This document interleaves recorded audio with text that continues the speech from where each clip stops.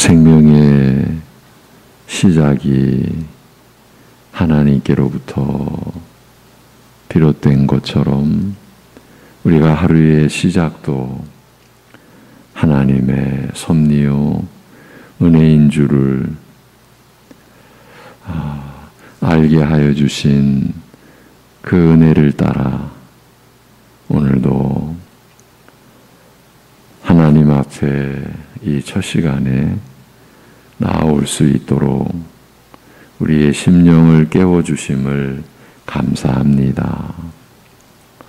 우리의 연약함과 무지를 또 알게 하여 주시고 진리의 빛을 비추어 주옵시고 우리가 연약하여 알지 못하는 말씀의 진리가 우리 안에서 드러나며 그로 인하여서 믿음으로 살 수 있는 힘과 지혜를 얻을 수 있게 하여 주시옵소서. 예수님의 이름으로 기도합니다. 아멘. 고린도전서 2장 1절에서 3절.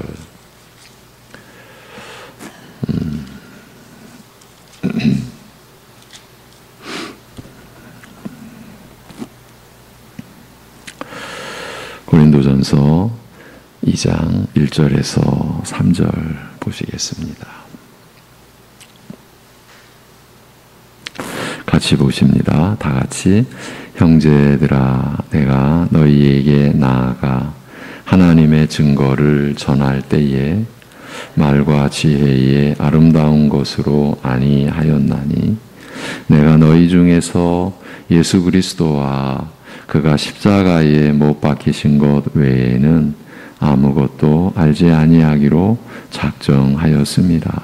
내가 너희 가운데 거할 때에 약하고 두려워하고 심히 떨었노라. 아멘.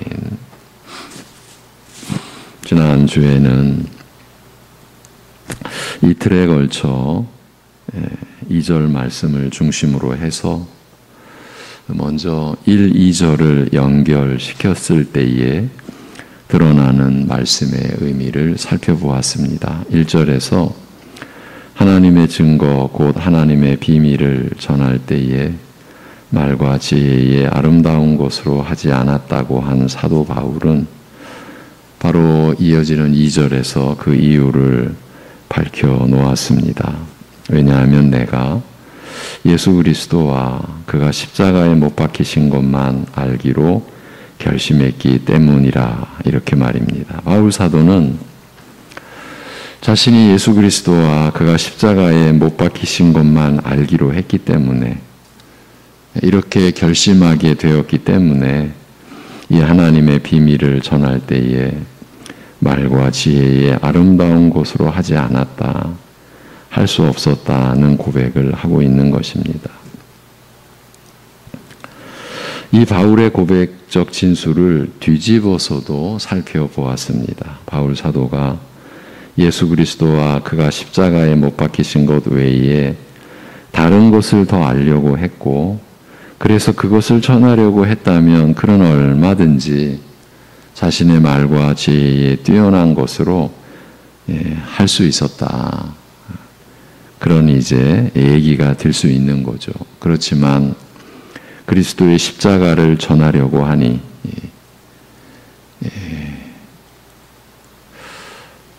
결코 그럴 수 없었다고, 절대로 그렇게 할 수 없었다고 하면서 오히려 3절에서는 내가 너희 가운데 거할 때에 그저 약하고 두려워하고 심히 떨었다고. 우리가 일반적으로 말씀을 전하는 종의 그런 모습, 또 사도의 우리가 일반적으로 생각하는 그런 상태와는 너무 안 어울리는, 맞지 않는 그런 자신의 솔직한 심정을 토로했습니다. 그저 약할 뿐이고 두렵고 떨었다고.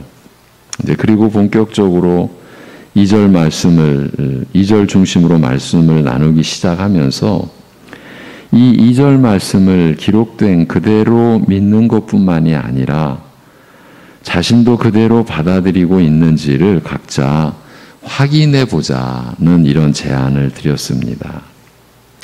어떻게 보면은 너무 뜻밖의 제안이었죠.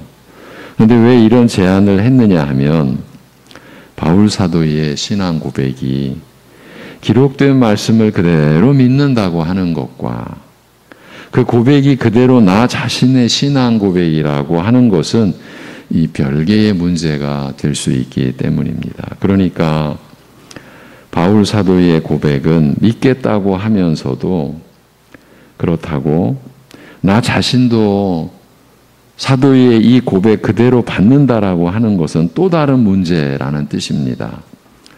그러면서 왜 이런 상황까지 우리가 생각하지 않으면 안 되는지 그 이유에 대해서 그것도 이 시대의 교회가 처한 당연히 우리 교회도 이 시대의 교회 속에 있지 않습니까? 이 시대의 교회가 처한 현실적 배경, 영적인 그 배경까지 거론하면서 그 이유를 추적해 보았습니다. 이제 지난 전 시간이죠. 그러니까 목요일 날 새벽에 이 어렵고 불편한 이야기를 좀 했습니다. 그런데 부득이 오늘 좀 더 제 나름대로는 좀 더 분석해 보았다. 아니면은 제가 경험해 온 그런 이 현실 교회의 그런 상황을 오늘까지는 좀 말씀을 드려야 할 것 같습니다. 사실 참 불편합니다. 제 자신 마음이 그냥 안 했으면 좋겠습니다. 그런데 그럴 필요가 우리가 나아가는 데 있어서 이제 일반적으로 장애물이 있으면 장애물을 치우면서 가야 되지 않습니까? 그런 입장으로 제 스스로를 안위하고 이런 말씀을 좀 드려봅니다. 어쩔 수 없는 현실이기 때문입니다. 자신이 예수 그리스도와 그가 십자가에 못 박히신 것만 알기로 했기 때문에 이 하나님의 비밀을 전할 때에 말과 지혜의 아름다운 것으로 하지 않았다, 할 수 없었다는 사도의 이 진술이 하나님의 말씀인 성경에 기록되어 있다라는 이 자체는 단지 이 진술이 바울의 고백으로 끝나게 되어 있지 않고 그의 뒤를 잇는 교회의 모든 말씀의 일꾼들의 고백이어야 하는 것입니다. 이것은 오직 성경 말씀의 권위로 인한 것입니다. 이 외에 숨겨진 어떤 다른 뜻이 있는 것이 아니요, 단지 성경 말씀의 권위 때문에 그렇게 보아야 한다라는 것입니다.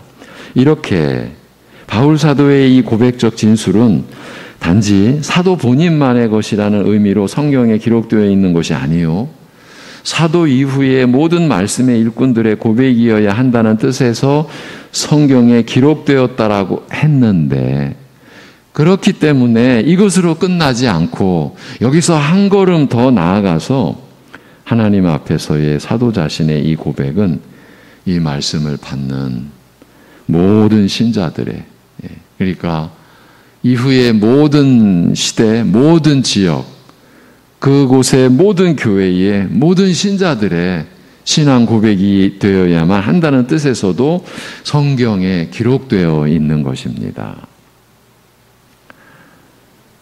이것이 성경 말씀의 권위로 인하여 교회가 받아야 할 말씀인 것입니다. 이 말씀은 신자된 우리 모두의 믿음의 내용이요, 신앙 고백인 것입니다. 우리가 믿음이 자라가면서 이러한 고백에 이르러야 한다라는 겁니다. 물론 교회 생활 처음부터 이런 진리에 참여하게 될 수가 없죠. 그런데 분명히 이 목표까지 이르러야 한다라는 것입니다. 그런데 안타깝게도 우리 시대의 교회의 현실은 방금 나눈 말씀의 고리, 곧 은혜의 고리가 끊어져 있는 상태가 되어 있습니다. 이를 달리 말하면 성경의 권위가 실종된 상태라고까지 말할 수 있을 것 같습니다. 아니, 그렇다고 봐야 합니다. 성경의 권위가 교회 안에서 제자리를 잃어버린 겁니다. 모든 교회가 그럴 리는 없겠지만 이것이 우리의 바람이기도 한 것인데 대체적인 교회의 상황은 그렇다고 볼 수 있습니다. 그러니까 본문 2절을 놓고서 고린도전서 2장 2절을 놓고서 저것은 사도의 고백이고 우리 신자들이야 어찌 따를 수 있겠냐는 생각이 교회 안에서 얼마든지 가능한 현실인 것입니다. 얼마든지 자신의 신앙 고백으로 받아들이지 않아도 되는 그런 토양이 이미 오래전부터 마련되어 있었다. 어디서? 교회 안에서. 그래서 본문은 얼마든지 비켜갈 수 있게 되어 있는 것입니다. 그건 사도의 고백이고 사도가 받은 은혜이니까 이런 식으로 말입니다. 제가 하루 이틀 어떤 상황 한 가지를 보고 이런 교회의 이 시대 교회의 상황에 대한 이런 그 내용을 내놓는 게 아닙니다. 여러분이 수십 년 이 시대의 교회를 겪어왔고 저 역시 1960년대 그 말부터 구체적으로 말하면 그 이전에는 제가 너무 어렸으니까 분명히 제가 의식할 수 있는 그때부터 여러분과 제가 생활해온 이 교회의 상황에 대한 얘기입니다. 그래서 참 전 시간 참 이 어려운 내용을 여러분과 나눠야만 했습니다. 안타깝게도 우리 시대의 교회 현실은 하나님의 은혜를 받는 계층도 나누어져 있는 상황이 되고 말았습니다. 하나님의 은혜를 받는 계층이 나뉘어져 있어요. 교회 안에. 대표적으로 이것이 이제 처음에 거론했던 내용입니다. 목회자가 받는 은혜, 신자가 받는 은혜, 이렇게 각각의 은혜가 따로 있습니다. 그러나 이것으로 끝나지 않습니다. 이제 신자 안에서도 은혜를 받을 계층이 나누어집니다. 어떤 목적을 위해서 교회가, 지도자가 나누는 것이죠. 그렇게 나뉘게 된 것이지요. 이렇게 대상마다 각각의 은혜가 따로 있게 되었습니다. 참으로 이상한 일이 벌어진 겁니다. 하나님의 은혜를 가지고서 교회가, 사람이 이 은혜는 누가 받고 저 은혜는 누가 받고 하는 식으로 이게 나누어 놓은 것입니다. 도대체 어떤 필요에 의해서 이런 조작이 하나님의 은혜를 지금 대상으로 하는 이런 조작이 교회 안에서 가능하게 되었을까요? 그 필요는 두 가지로 압축할 수 있습니다. 첫째는 전도의 필요성. 도대체 어떤 필요에 의해서 교회 안에서 이런 일이 일어났고 이것이 이렇게 구조화되어 버려졌을까 하는 점에 대하여 우리가 겪어온 이 시대의 교회를 좀 살펴보자라는 겁니다. 다른 의도가 없습니다. 극복해내야 하기 때문입니다. 이대로 가서는 안 된다라는 절박함 때문입니다. 전도의 필요성 때문이라고 먼저 말씀을 드렸습니다. 두 가지 중 하나. 우리가 또 제가 다 나눌 수가 없는데 구체적으로 드러난 대표적인 두 가지를 들어보자라는 겁니다. 전도, 이것은 어느 누구도 반대 못합니다. 교회의 본질에 관한 것이니까요. 그런데 현실을 파고들면 전도의 명분으로 어떻게든 교인이 교회를 떠나지 않게 하기 위한 일환에서 은혜를 나누는 습성을 교회는 가지게 되었습니다. 은혜를 나누게 된 거예요.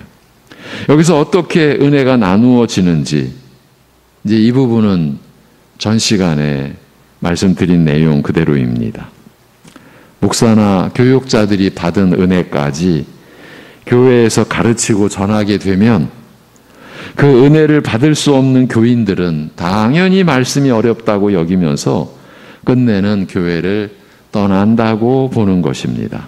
그래서 부득이 초신자의 수준에서 받을 수 있는 말씀의 은혜를 구분해야 하고 그 수준에서 말씀을 전하지 않을 수 없다라는 것입니다.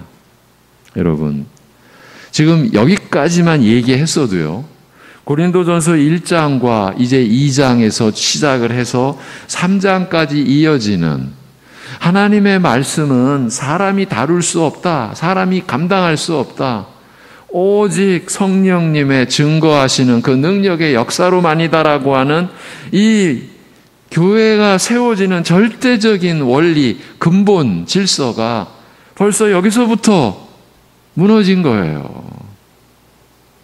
사람이 이 복음을 받아들이는 데 있어서 사람이 지금 작용하는 거예요. 사람이 중심이 되는 거예요. 벌써 이렇게 되어버린 거예요. 근데 이렇게 되어버리는 데 대한 분별을 우리가 못 해왔다. 그렇게 보는 겁니다. 어찌 보면요, 초신자를 배려하는 당연한 조치같이 들릴 것입니다. 충분히 그럴 수 있습니다. 아니, 넘치도록 그런 생각을 가진 거죠. 그런데 현실 속에서는 이 은혜의 구분이 지속되고 만다. 그냥 지속된다라는 점이에요. 초신자를 위한 명분에서만이 아니라 교회의 일반적인 경향이 되고 만다라는 점을 지적하는 것입니다. 이것은 말씀을 받는, 기본적으로 말씀을 받으시는 여러분의 입장에서가 아니라 말씀을 전하는 목회자로서 살아온 지난 날을 보면, 그러면서 교회의 현실과 환경을 경험한 입장에서 이것은 부정할 수 없는 현실이에요. 은혜를 구분하는 이 경향이 교회의 일반적인 경향이 되고 만 것이에요. 이렇게 은혜를 구분하는 것이 전도된 교인의 교회 정착을 위한 전형적인 방식으로 이 시대의 교회 안에 자리를 잡고 만 것이에요. 그래서 말씀이 약화된 거예요. 제가 우리 국내 교회만이 아니라 세계 선교의 그 환경, 그 현장, 세계 교회는 퇴보하고 있다.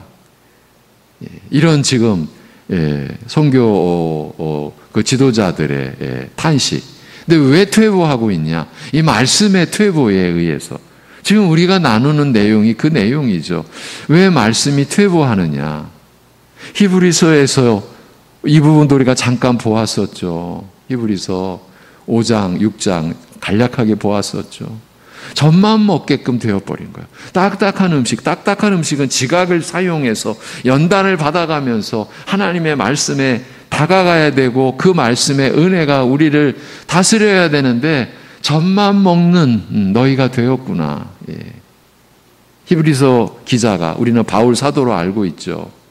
그렇게 탄식하는 거예요. 그럼 그 탄식에서 끝났느냐? 그렇게 어리석게 되었으니 그냥 어리석은 수준으로 그냥 가자 이랬습니까? 그게 아닙니다. 완전한 대로 우리가 나아가자. 하나님이 허락하시면 우리가 이렇게 될 수 있으리라. 그러면서 이끌어가는 것 아닙니까? 그런데 우리가 겪어왔던 이 시대의 교회는 그 상황에서 그냥 젖을 먹는 그 수준에서 머문 것이 아닌가. 전도의 필요성에서 말씀의 은혜를 교회가 나누는, 지도자가 나누는, 그리고 교인들도 자연스럽게 또 어쩔 수 없이 젖어들고만. 그래서 말씀은 쉬워야 돼. 어려우면 안 돼. 이런 너무나 단순하지만 그러나 강력한 영향력을 행사하는 그런 논리가 여러분, 우리 교단 신문에도, 기독교 개혁 신보도 그런 제목의 기사가 올라왔던 적이 있었어요. 설교는 쉬워야 한다. 탄식했죠. 우리 같은 이 동문들이. 두 번째, 양육의 필요성입니다. 그러니까 도대체 어떤 필요에 의해서 하나님의 말씀이, 그리고 그 말씀의 진리와 은혜가 이렇게 나뉘어져 써야만 했는가? 양육의 필요성입니다. 이 양육에 대해서도 누가 반대할 수 있겠습니까? 전도된 신자가 믿음으로 성장해 가도록 섬기는 것도 교회의 본질에 속한 것이지 않습니까? 그런데 이것도 현실을 파고들면 양육이라는 선한 명분 속에 신자 관리라는 실체가 숨겨져 있었다, 숨겨져 왔다. 이것도 부정을 못합니다. 그래서 또 은혜가 구분되는 조작이 일어나게 되는 것입니다. 오늘날 최근에 그 대표적인 한 예를 들어드리겠습니다. 우리로서는 상상도 못할, 우리라고 하는 것은 종교개혁 이후에 하나님의 섭리 가운데 정립이 된 이 장로교회의 이 정통교리, 그리고 정통신학의 입장에 있는 교회, 이게 우리입니다. 우리도 그러한 교회 안에 있고자 우리가 바라고 이렇게 주님만 의지하고 나아간다고 저는 그렇게 여기는데, 그런 우리로서는 있을 수 없는, 상상도 할 수 없는 중보 기도단을 운영하는 교회들을 보면 중보 기도실이 별도로 마련되어 있는데, 치명적인 문제는 그 중보 기도실에는 중보 기도 훈련을 받은 중보 기도 단원들만 출입하게 되어 있다는 점입니다. 열쇠가, 번호키 열쇠가 기도실마다 이렇게 마련이 되어 있어요. 그리고 아예 명패로 여기는 아무나 들어가서 기도하는 곳이 아닙니다. 중보 기도 훈련을 받은 중보 기도 단원들만 사용하는 기도실입니다. 어떤 선한 명분을 세워놓았다라고 해도 기도를 통해서 신자들 사이에 계층이 구분되어졌다는 점은 부인 못합니다. 기도하는 교인 안에서도 계급이 형성된 것입니다. 이 교회가 지금 한 일입니다. 이런 방식이 양육을 통한 신자 관리 체계의 전형이라고 볼 수 있습니다. 이렇게 해서 소위 중보기도 단원들이 일종의 자부심을 가지게 된다고 하면요, 이 영적 책임은 누가 어떻게 져야 하겠습니까? 나 중보기도 단원이야. 모든 교인 아무나 들어갈 수 없는 이 기도실에 나는 들어갈 수 있어. 이미 그 상태가 그 중보기도 단원, 제 여동생이 한국 장로교회를 대표하는 그 교회, 거기서 직분으로도 섬기고, 여러 섬기는 일 중에 하나가 하필이면 또 중보기도단이네요. 너무 안타까운 거죠. 그래서 도대체 뭘 가르치냐? 도대체 중보기도 단원들이 교육받는 게 뭐냐? 내 동생이니까 60대 중반이지만 제가 말할 수 있죠. 너 중보라는 말을 그렇게 함부로 써도 되냐? 그랬더니 우리가 중보자는 아니고요. 중보자를 조력하는 입장에서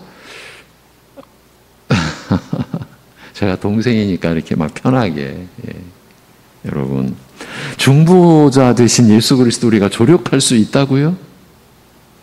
이게 들을수록 기가 막힌 거예요. 여러분. 그런데 제가 지금 문제 삼는 것은 중보기도 단원들이 자기들만의 의식을, 우리는 중보기도 단원이야, 이 의식을 갖는 거에 대한 책임을 누가 집니까? 그건 이미 신앙에서 일탈된 거거든요. 어느 교회에서는 기도단이 더 세분화되기도 합니다.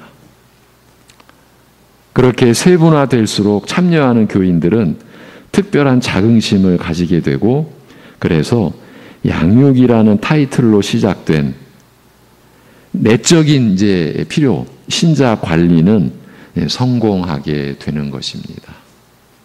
그렇지만 결정적인 문제는 이렇게 구조적으로 계층이 이루어진 교회 제도 안에서 자기를 부인하고 자기 십자가를 지는 신앙의 근본이 어떻게 가능할까 하는 점입니다.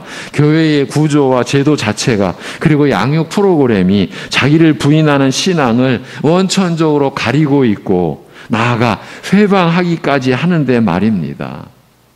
양육 프로그램을 참여한 신자와 부득이 참여치 못한 신자가 이미 나뉘어진 계층도 무시 못합니다. 한국을 대표하는 그야말로 이것도 참 그러니까 신사 참배를 거부했던 교회들, 신사 참배를 거부하고 온갖 고초를 겪었던 그 교회들만의 또 장로교회 교단이 있습니다. 제가 수십 년 전 청년이었고 이제 자라나서 그곳 목회자가 된 이제 제자 목사, 후배 목사죠. 직접 들었습니다. 거기는 그 교단 안에서만 결혼합니다. 자녀들의 결혼도 그 교회 울타리 밖을 거의 나가지 않습니다.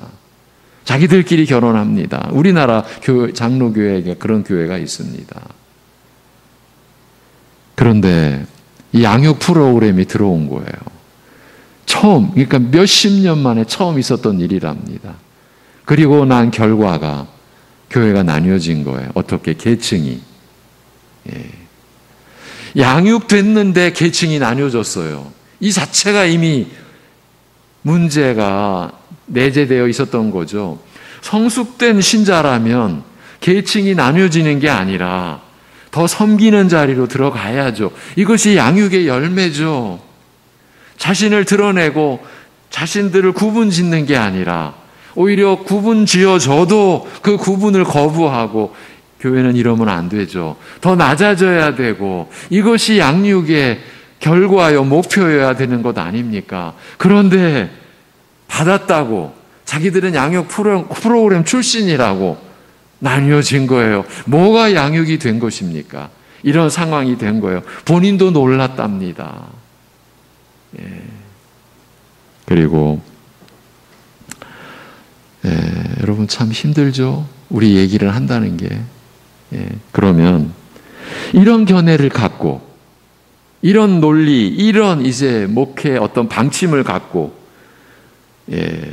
오늘 우리가 지금 판단했던 분석했던 그런 교회 또 목회 그러니까 제가 좀 다시 말하겠습니다. 이런 분석을 할 수 있는 이런 중심과 견해를 가지고 오늘과 같은 교회가 갱신되어져 가야 할 목표를 가지고 이런 판단을 하는 교회, 그리고 목회자, 이제 우리 교회도 저도 여기에 속해고자 하는 거죠. 그런 이 목회자나 교회에게 저들은, 교회를 그렇게 세워간다라고 하는 저들은 어떻게 반응하고 어떻게 대응할까요? 간단합니다. 제대로 하지도 못하면서 제가 직접 이런 얘기를 들었습니다. 제대로 하지도 못하는 것들이 이거 제가 지금 덧붙인 게 아닙니다. 또 그러면 너희들은 하는 게 뭐냐? 이렇게도 나옵니다. 교회도 키우지 못하고 그런 중에서 아무것도 안 하고 이런 주장을 저들은 너무 당당하게 제시합니다. 사적인 자리가 아니라 공적인 자리에서 말입니다. 저도 예배의 말씀에서 이런 주제를 다루고 있지만 제 목적은 단순합니다. 하나님의 말씀을 받는 우리의 기본 태도와 입장을 바로 세우기 위한 것이고, 이것을 위해서 우리가 살아온 이 시대의 교회 안에서 우리도 모르게 젖어들었고 익숙해졌을 수도 있는 말씀과 은혜에 대한 그릇된 태도와 입장을 밝혀드리고자 하는 것, 밝혀드리고자 한 것, 저는 이것뿐입니다. 여기서 너희는 왜 아무것도 안 하냐, 제대로 하지도 못하면서 그럼 무언가를 하긴 해야 되는데 왜 너희는 아무것도 안 하냐는 저들의 비판에 대하여 제 나름대로 여러분에게 답을 들려드리겠습니다. 이건 저 혼자만의 답이 아닙니다. 교회가 이렇게 가서는 안 된다라는 입장에서 서 있는 교회를 대변한다, 이런 입장에도 드리는 말씀입니다. 그것도 역시 간단합니다. 저들처럼 할 수 없기 때문입니다. 다른 이유가 없습니다. 그래도 저들의 입장에서는 아무것도 안 하는 것처럼 보일 수밖에 없습니다. 예. 지금 아무것도 너희들은 안 하지 않느냐, 그렇게 취급받고 그렇게 판단받는, 제가 알고 있는, 제가 교제하고 있는 그 목회자들, 예. 주일 설교 한 편을 준비하기 위해서 수십 년 목회한 가운데서도 토요일 밤을 못 자고, 예. 그래서 불면증이라고 하는, 예. 고쳐지지 않는 질고를 겪으면서, 예. 긴장하고 하나님의 말씀을 여전히 구하고, 예. 더 바로 전하고자 그 어려운 원문을 파고들고 하는데, 저쪽에서는 니들 뭐하냐? 아무것도 안 하지 않냐?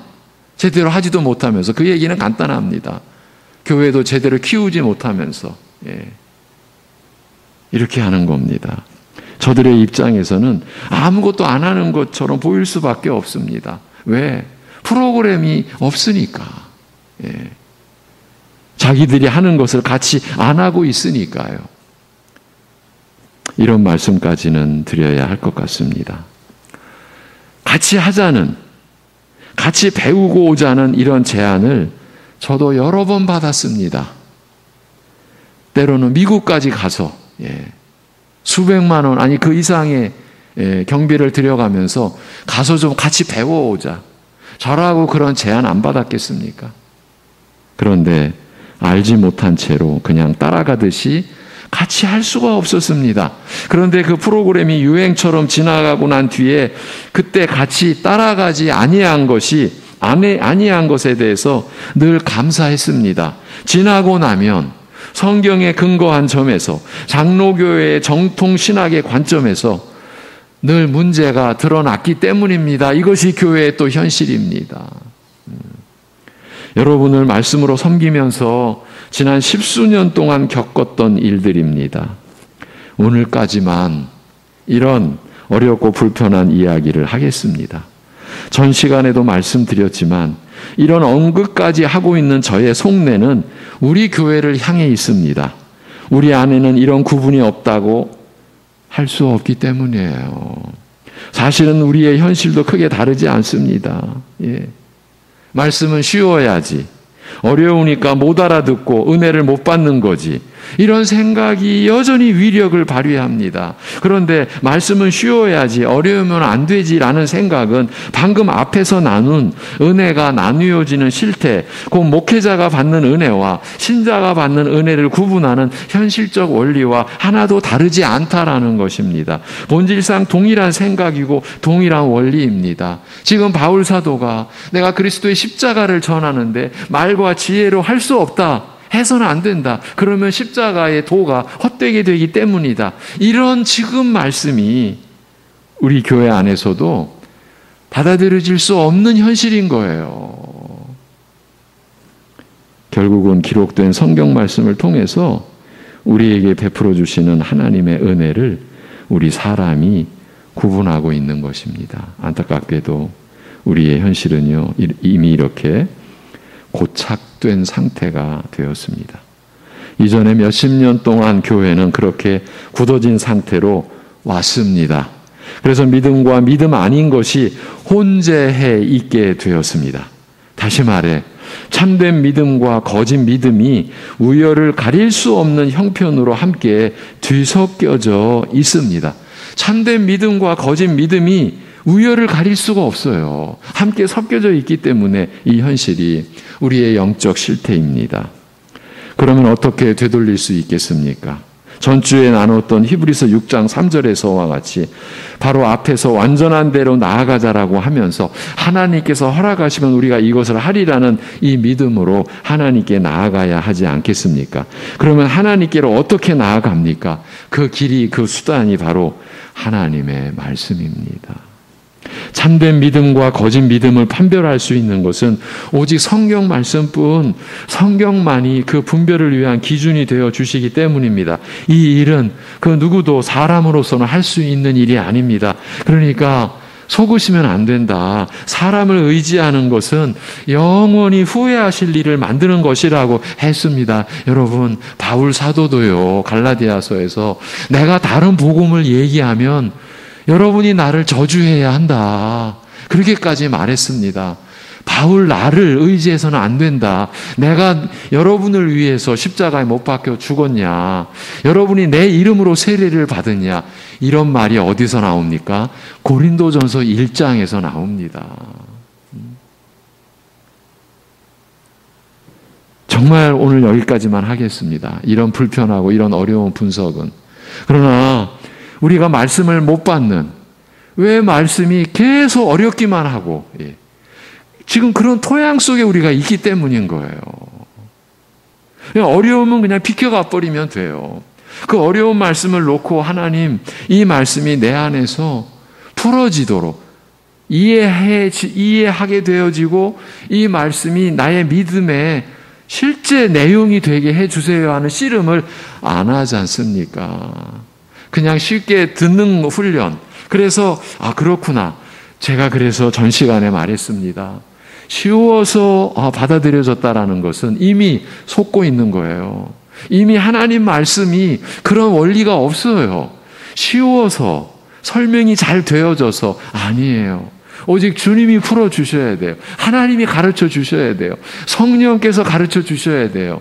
그러기 위해서는 말씀이 가려져서는 안 돼요. 말씀이 사람에 의해서 이것은 받을 수 있는 말씀, 이건 받을 수 없는 말씀, 이 말씀은 이렇게 풀어지면 받을 수 있는 은혜, 이건 못 받을 수 있는 은혜, 이거는 목회자들이나 받는 은혜, 이거는 신자들이 받는 은혜, 이건 신자들 안에서도 이건 양육된 신자들이 받는 은혜, 이것은 훈련 안 된 신자들은 못 받는 은혜. 이런 식으로 우리가 교회 안에서 나눌 수가 없는데 우리는 이미 나뉘어진 상황 속에서 몇십 년을 이렇게 왔어요. 그러니 말씀이 언제나 그대로인 거예요. 그러니 말씀이 가까울 리가 없어요. 말씀이 친숙해질 수가 없어요. 이런 안타까운 현실, 이런 현실에 대한 우리의 각성과 갱신과 회개를 우리가 촉구해야 될 절박함에서 이런 불편한 이야기를 드렸습니다. 오늘까지만 하겠습니다. 이제 내일은 2절 좀 보도록 하겠습니다. 기도하겠습니다. 하나님 아버지,